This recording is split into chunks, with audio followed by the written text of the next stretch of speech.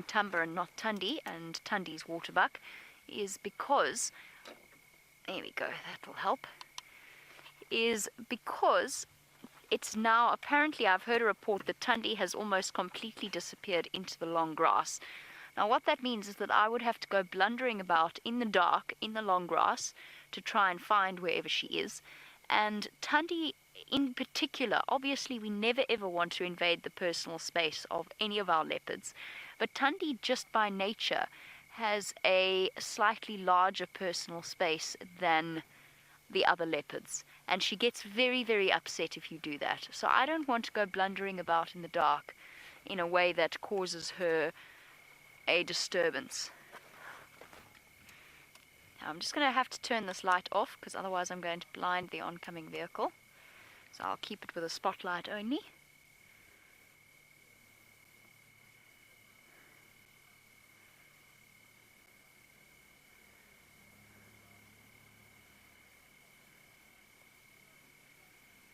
I think I'm getting this right. Gremlins General. You want to know if Thamba is the same cub that escaped from the baboons in that incredible sighting that we had. And the answer is yes, he is.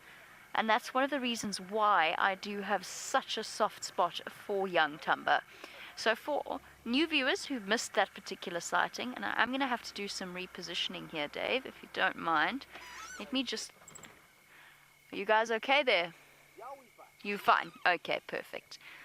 Now, for those of you that missed it, there was a sighting where Thamba was just, I think, about 2.5 months or 3 months old, and Tundi was sitting with an impala kill. We weren't even sure if the cubs were there. We had a suspicion that they were, but we didn't actually know. And all of a sudden, Tundi got up and raced off. And it turned out that there was a troop of baboons. Now, a baboon will kill a leopard cub. Not just kill a leopard cub, they'll play with it before they kill it, which is something that I have seen once before and read about on other occasions, and it's horrible. And Tundi managed to save the life of both of her cubs by distracting the baboons. Unfortunately, this cub's sibling didn't make it. It was killed by lions a couple of weeks after that sighting. But Thamba did escape, he did survive, and he's well on his way to reaching that all-important 12-month-old mark, where the chances of survival just get that little bit better. He is gorgeous, isn't he? He really is. He's a special-looking leopard. Those enormous ears.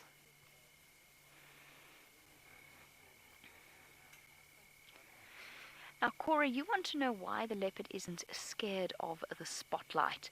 Well, Cora, the reason that the leopard isn't scared of the spotlight is because it's something that he's become accustomed to.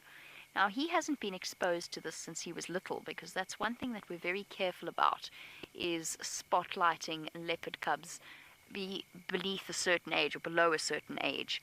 However, you'll actually find that leopards who are spotlighted, skittish leopards, are more comfortable at night with a spotlight on him or on them than they are during the day with just a vehicle driving around.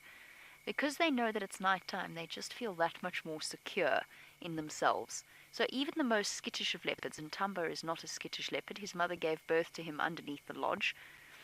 Now the reason that it doesn't affect him in any way is because of the reflective layers and the different types of cells in the back of his eyes, so in his retina, and that essentially bounces the light back, so it doesn't dazzle him in the same way it would you or I. However, just in terms of sheer respect, I try and make sure that my spotlight is down on the ground next to his face. There's my spotlight over there.